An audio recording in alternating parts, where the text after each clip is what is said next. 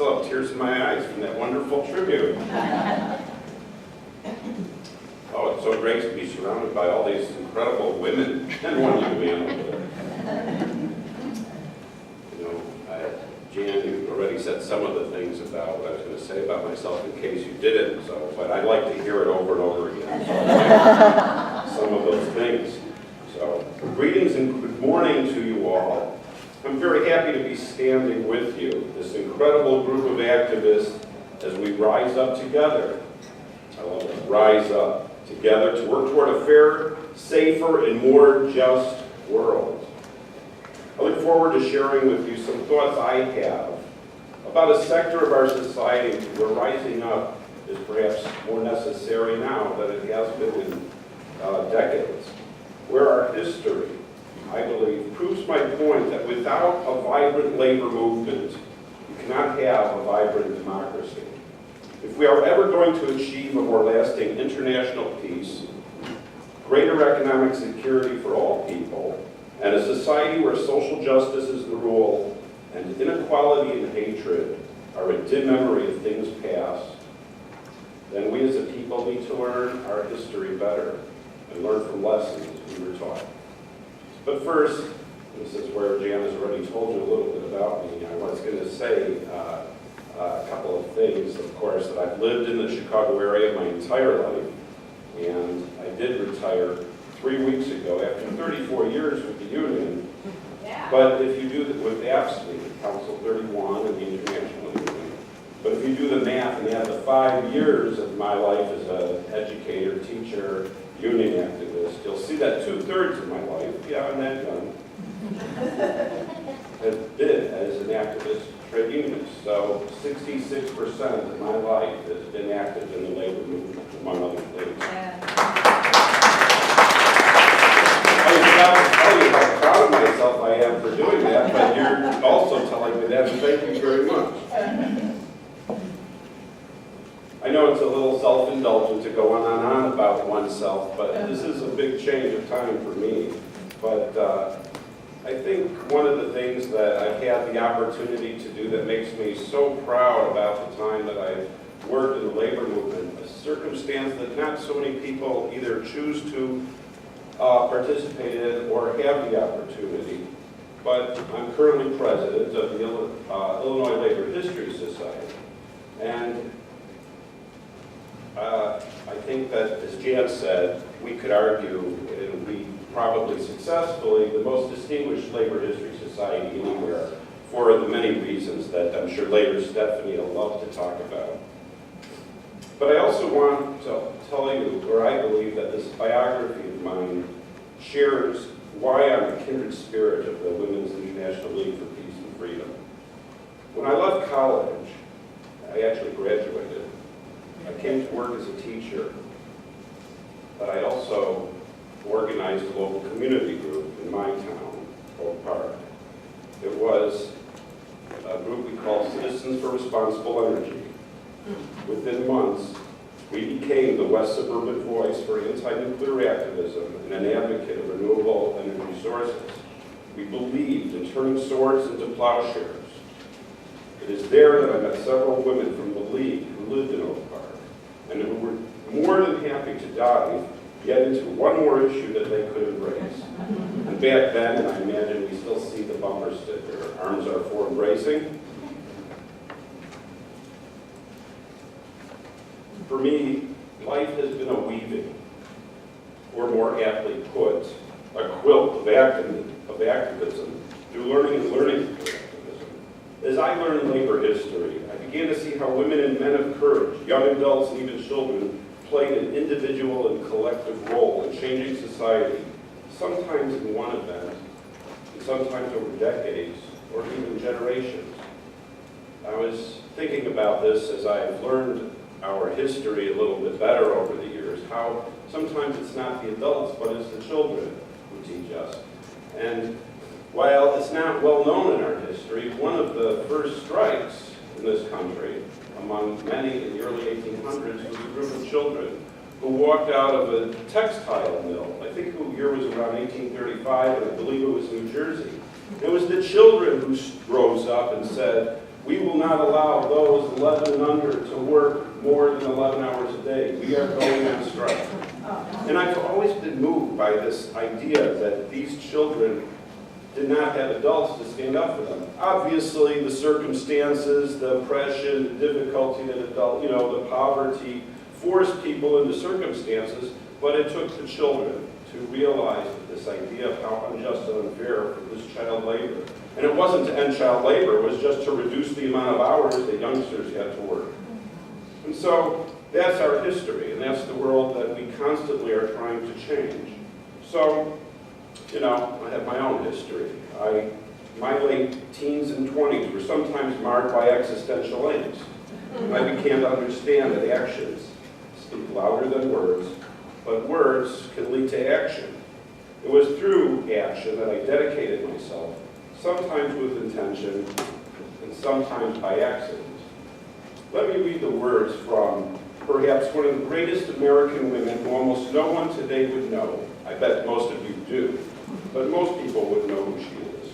And this is despite the fact that she led a march of poor people in 1915 from Hull House to City Hall, down Halsted Street, just east of here, with Jane Addams at her side, as they sang the song Solidarity Forever for the first time in public. This is a woman who spoke to workers along the banks of the Chicago River as she rode a barge and urged them to organize unions. And she had to do it this way because she was banned from the city of Chicago because of her activism. But the river was governed by interstate commerce interests. Hence, the city couldn't enforce the ban against her. This is a woman who engineered the creation of the most important labor monument in the world, the Haymarket Martyrs Monument in Forest Park, Illinois, for which we are caretaker, deed holder, into perpetuity, as I say. She did this so that the memory of the Haymarket Martyrs would live on into perpetuity after witnessing the barbarism of corporate greed and governmental cooperation and the judicial murder of 5 innocent men in 1887, including her husband, Albert. They were hanged for their involvement in fighting for the 8-hour day and democracy. This is a woman who addressed the crowd with Mother Jones and Big Bill Haywood and Eugene Debs and others at the founding convention in Chicago of the IWW in 1905. This is a woman who organized an issue on issue after issue until her timely and suspicious death in a Chicago house fire in 1942. You do know who I speak of course, our beloved Lucy Parsons. Here are her words, or some words. The idea of less restriction and more liberty and a confiding trust that nature is equal to her work is permeating modern thought. Of all the delusions, modern delusions, the ballot has certainly been the greatest. The fact is, money and not votes is what rules the people. Passivity while slavery is stealing over us is a crime. And that's the phrase I want to repeat again. Passivity while slavery is stealing over us is a crime. When labor is no longer for sale, society will produce free men and women who will think free, act free, and be free. And so, my friends, this great woman, born a slave with Mexican blood, married to a white ex-Confederate soldier, imagine this, Lucy Gonzalez Parsons spoke directly to me and reminded me why I needed to be in the labor movement. Despite the numerous issues I cared about, this was the place that spoke to me. For me, the labor movement represented the greatest mediating institution in America, where people of every race, color, creed, religion, and ethnicity, social class, and gender could share and collect on the same stage, even more so than the church. I'm not so naive to think that our union institutions do not reflect bigotry and segregation, homophobia and militarism, the pettiness of the human condition, or the corruption inherent in any institution. But the common thread that social justice grows from economic justice was calling, and still is. And I'm reminded of it when I look at your 4th check mark on the poster over there.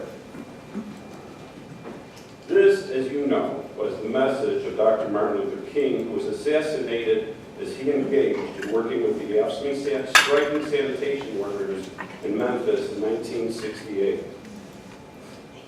In the late 1800s, around the world, workers around the world have become conscious of the idea of international solidarity.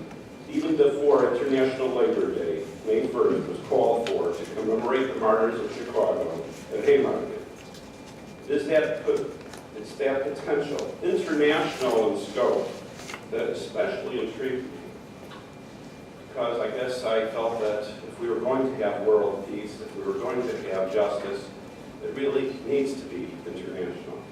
It is to this end that the Illinois Labor History Society celebrates May 1st each year at Haymarket Square in Chicago by inviting international labor federations to dedicate a plaque to the new monument erected in 2004.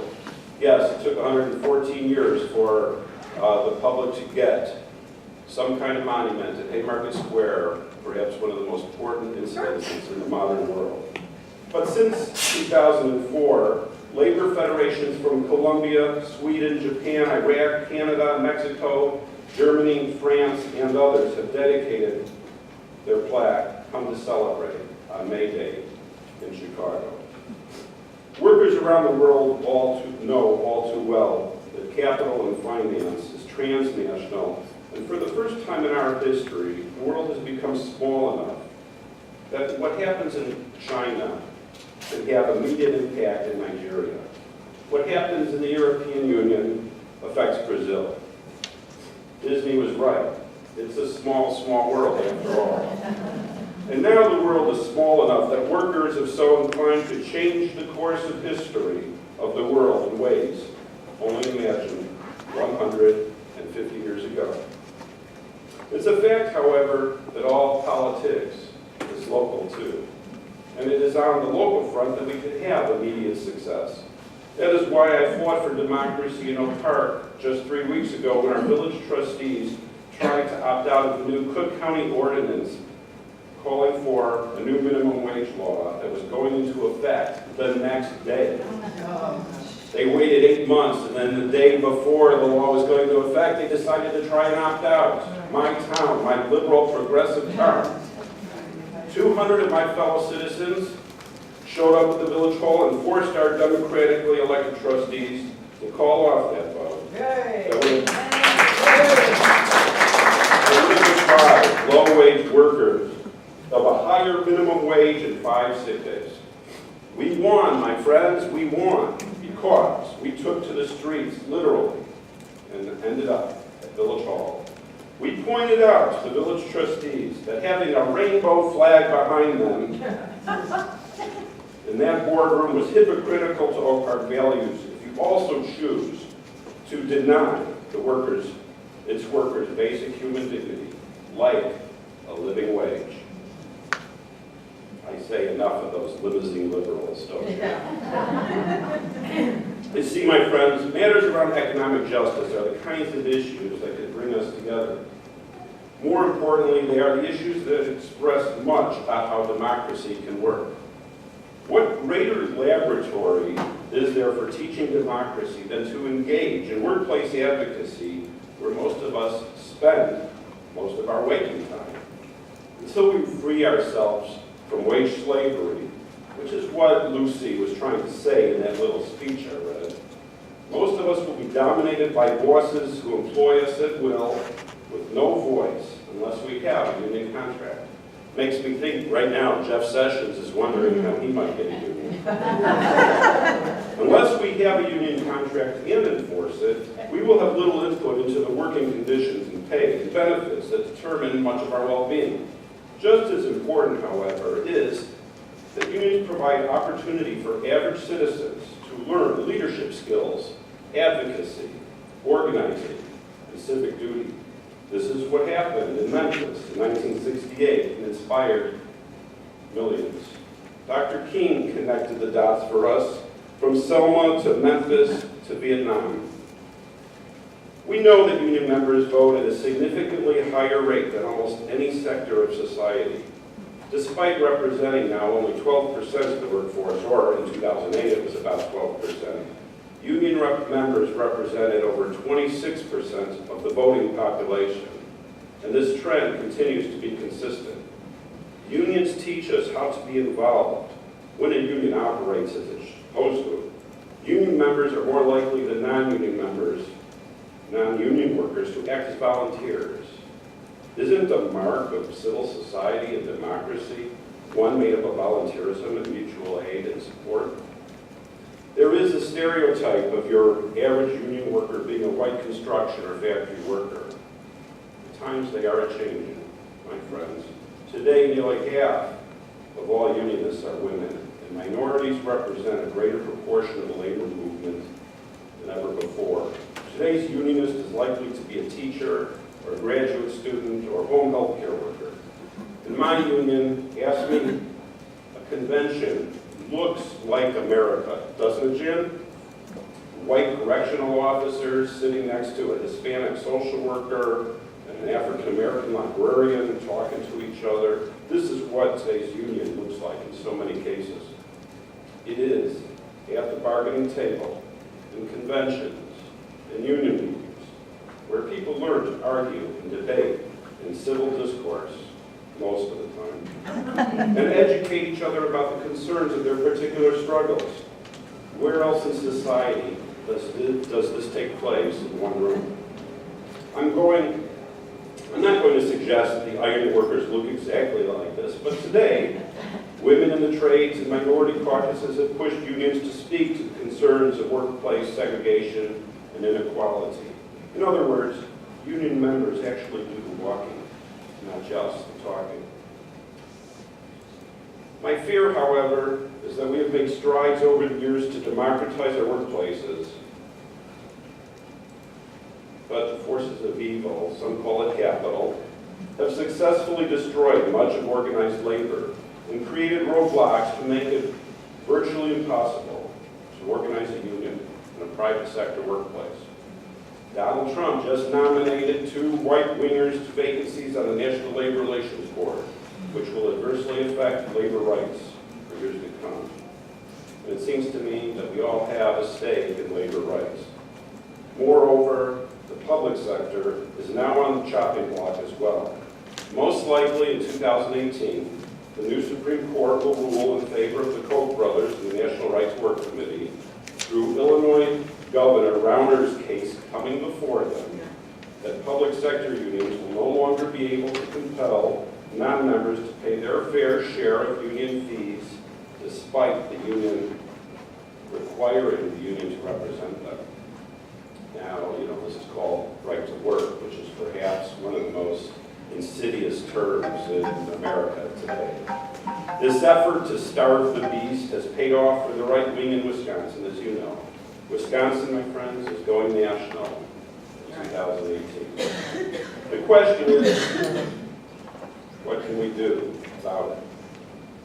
We know that dictators hate unions. They always have.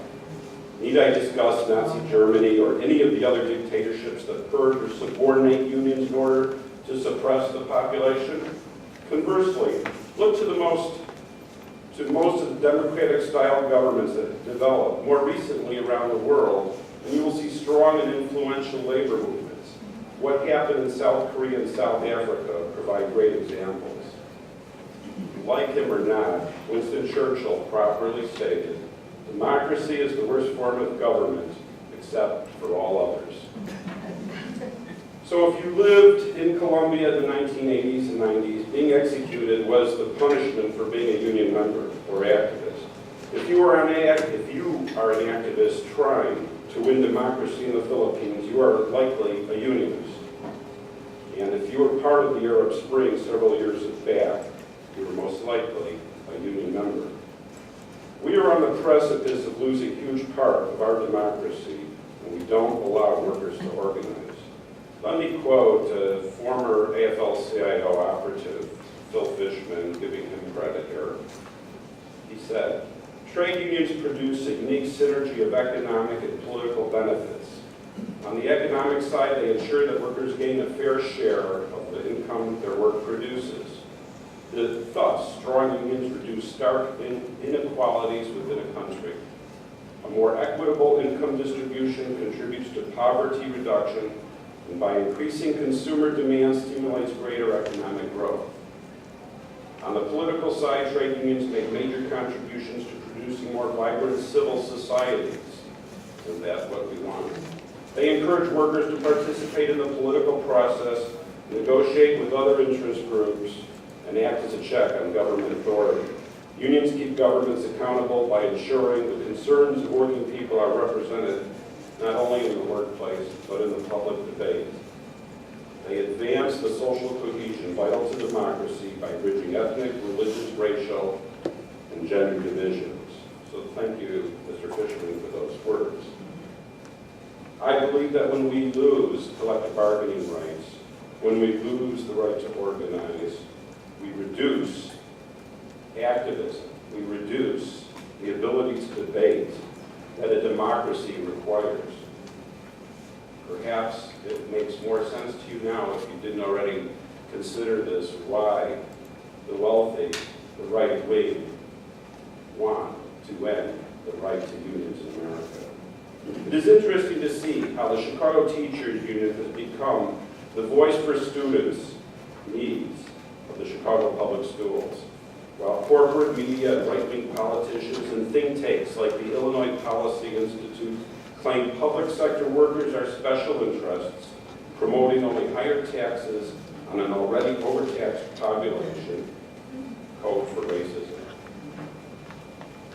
It is the union representing child welfare workers in Illinois that promotes better services for the most vulnerable in our society. It is the home health care unions that advocate for the needs of the population they serve. It is the union representing workers in a direct care facility taking care of the developmentally disabled that advocate for increased staffing and equipment. This is my direct and personal experience, contrary to the claims of the corporate defenders.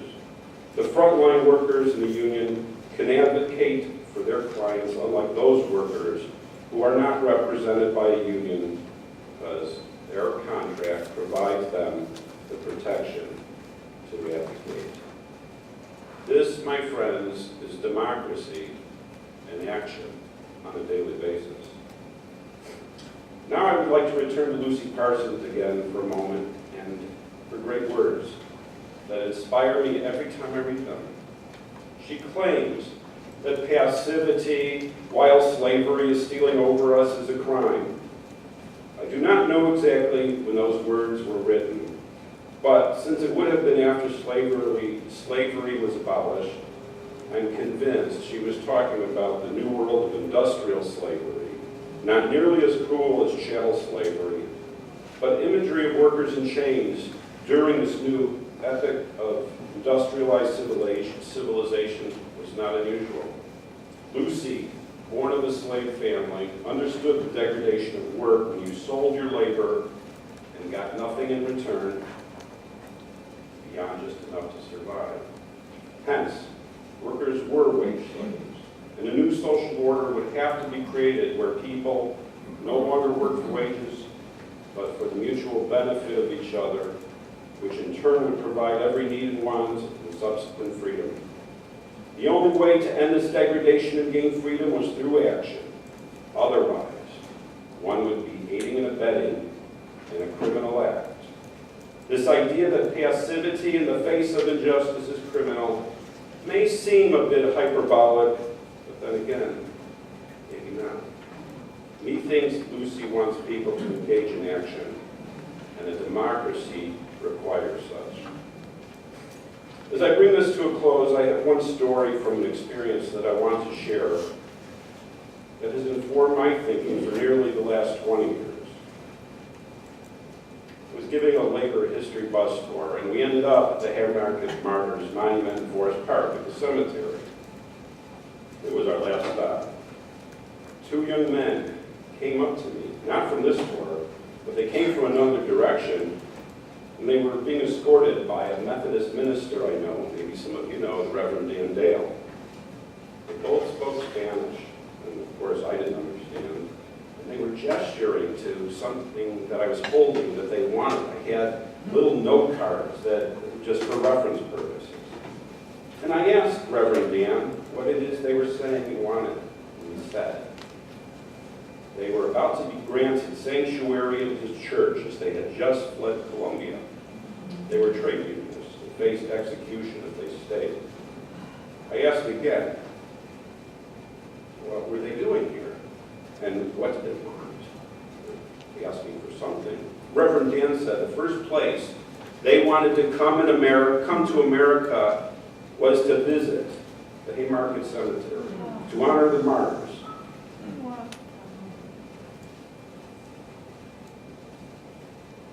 He said they wanted a piece of paper because they wanted a memento of this place, something. I was speechless, and my heart grew full. I finally realized, 20 years into my career, the value of fighting for a better world. Something that I talked about, told people about, but never had to experience personally, like these young men who would be executed if they stayed in their country. History, therefore, teaches us that an educated citizenry, often led by courageous individuals, working in coalition can change the course of history. Think New Deal. Think women's suffrage. Think abolition of slavery. Think end of child labor. Think end of Vietnam War. Think Colombian trade unionists. Civil society, rule of law, democracy in the workplace, social and economic equality, and basic respect for human life. These are the characteristics I want to live in. A world that I want to live in. And the world I will continue to fight for. And that's why I'm so proud to be with you today. So, join Jane Addams and Lucy Parsons as they march down Halstead Street for workers' rights, for democracy, for a better world, as they sang these words, which I will not sing, I cannot do it, but just everybody stand, please. If you have the mic and you want to start the song, you know Labor's national anthem. Anybody know it? Anybody know it? Workers' inspiration, through the workers' blood shall run. There can be no power greater